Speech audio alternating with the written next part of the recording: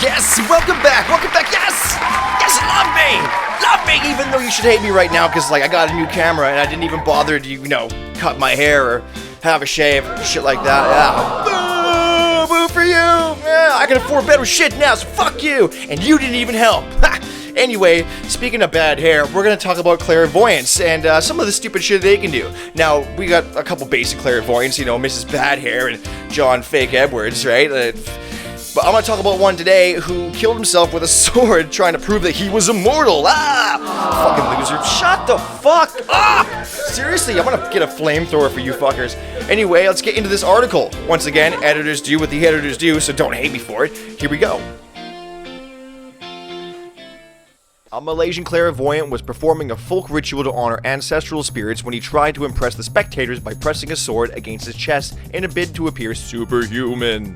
But tragedy struck when he accidentally plunged the blade into himself after it failed to snap. Horrified onlookers watched as crowds of rescuers attempted to revive the spirit, but he later died in hospital. The shocking scenes played out in front of spectators in, I'm probably saying this wrong, Chiang Mai, northern Thailand on Monday. Deputy police inspectors arrived on the scene around 3 p.m. to find the man bleeding out severely. We were informed there was a man armed with a knife and he had stabbed himself. We are coordinating with the hospital while the autopsy is being performed. There were people at the scene saying people were trying to help Mr. Bali, but he died later in hospital. He had a stab wound to the chest. This is why you don't play with big sword, big boy. The man did later go on to die in the hospital, prompting the warning that people should leave clairvoyancy up to the pros. Anyway, back to you. Shit, man, that's a pretty cool trick. I like magic tricks, especially when it makes people die, because you know what? Magic is always so much cooler when it causes somebody to just go dead, right? Speaking of tricks, our next article is about a Malaysian man who treated his girlfriend like a trick. The article goes on to say, auxiliary cop jailed for beating up his ex-girlfriend after a horoscope reading said they were incompatible. Man, I wish I could just randomly beat people up for bad horoscopes like you motherfuckers, yeah! You know what I'm talking about. Fuck you guys, I swear to God, I'd love it. You didn't buy me my new camera, bitch. I had a fucking trick for that shit on the old camera. Anyway, once again, editors do what editors do. If this one's kind of racy, fucking sucks to be you, I guess. Here comes the article, baby. In other Singapore news, an auxiliary police officer began dating his supervisor, but a horoscope reading several months later ended their relationship when they were found incompatible for marriage. Upset with the breakup, he beat her up in the pantry of the workplace at the police Coast Guard's Branny base. Oh my god. He later threatened to kill her and post nude photographs of her online. Whoa, holy shit. It's like the Donald Trump of Asian police. After claiming trial to 3 counts of causing hurt and criminally intimidating her, the 27-year-old Malaysian man was convicted last month of all charges.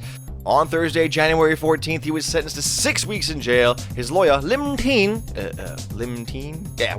said that he intends to plead against the case in conviction and sentence.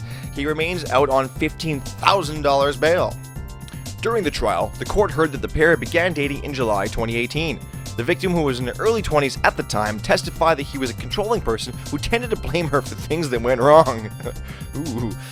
Recounting that he had already acted violently towards her in the early days of their relationship. For example, he would beat her and take her to clinics to get medication for her injuries.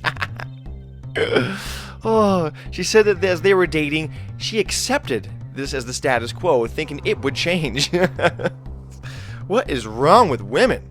He did not like her using social media, made her write down mistakes he thought that she had made, and agreed in court that she was the one who begged for his affection and attention, the prosecutor added. She finally agreed to end their relationship in November 2018. They had earlier sought a horoscope reading to determine their compatibility for marriage, and the results were not promising. On November 29, 2018, he demanded that they speak in the staff pantry around 4 p.m. He was unhappy over their breakup. Feeling angered and provoked against her, he punched her several times in the head, face, and torso, as well as kicked her several times in the shins and thighs. At the time, they were both in uniform and armed. About 3 hours later, they spoke on the phone. He was angry that she had not written down her mistakes in sufficient detail for his liking. He threatened her by saying, "I am going to kill you now. This is confirmed. Then what are you going to do, huh?" He also reported using vulgar words to scold her. Yeah. Several hours later, when she had returned to her uncle's home, he threatened her over the phone and said that he would disseminate her nude photos if she did not cooperate with him. However, he had never taken such photos of her. These calls were recorded through software on the victim's mobile phone. After her uncle and aunt took photos of her injuries, she then made a police report. The irony. Anyway, back to you. Ooh, that's dicey, some of the things police can do, man. I'm telling you, that's nuts. Especially to each other. Our next article is about police as well. But not so much about police, about a woman trying to, I don't know, maybe manipulate the police a little bit to make it look like she's doing something nice for her, even though she's being extremely fucking racist. Which, I mean, is more comical nowadays than anything. And, like, I don't want to do political shit, but this article was a little too good to pass up. It's kind of got something to do with, you know, riots, kind of got something to do with Capitol Hill kind of shit, but they're pretty much not linked together. So anyway, without further ado, let's get on with this shit so I can go have a drink and be a degenerate piece of shit. Don't know what I'm going to call this one once again. Editors do what they do, baby. Help me out, guys. Do something awesome. A Republican politician from Staten Island who screamed "Heil Hitler" during a protest against New York's coronavirus health protocols issued an apology, saying she actually meant to yell "Mein Führer." This is a New York Daily News article. Latika Romero, a candidate for Staten Island Borough President, filmed and posted the video to her Facebook page during a protest outside of Mac's Public House late last month. The owners of the establishment had defied state safety regulations prohibiting indoor dining at bars and restaurants, declaring their establishment an autonomous zone with the community. We've come together with the small business community, which is Staten Island, to stand up for our right, the right to pay taxes so that we can pay the salaries of these good men and women who, yes, they're only doing their job, but not for nothing. Sometimes you just gotta say, "Hail Hitler! Not a good idea to send me here," Romero was quoted saying. The video, which only started surfacing recently, caused outrage among local politicians who began calling for the former chair of the Staten Island Republican Party to drop her borough president candidacy. Romero, who has since deleted the clip from her social media pages, responded on Monday, telling the Daily News that she actually meant to say "Mein Führer," which is so much better.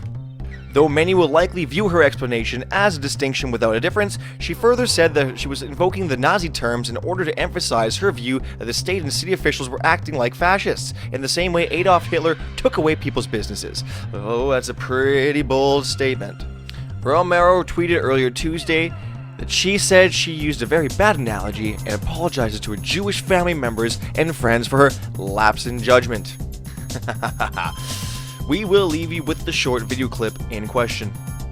With the small business community, with Staten Island, to stand up for our rights, the right to pay taxes, so that we can pay the salaries of these good men and women who, yes, are only doing their job, but not for nothing. Sometimes you gotta say, "Heil Hitler," not a good idea to send me. Anyway, that's our show for tonight. If you like what you've seen, of course, as always, we're going to put a few more videos on this side for you. Do you like how I fixed that? Doesn't it look better? Looks better than that. And there's no crowd here. It's amazing. Anyway, I'll see you next time.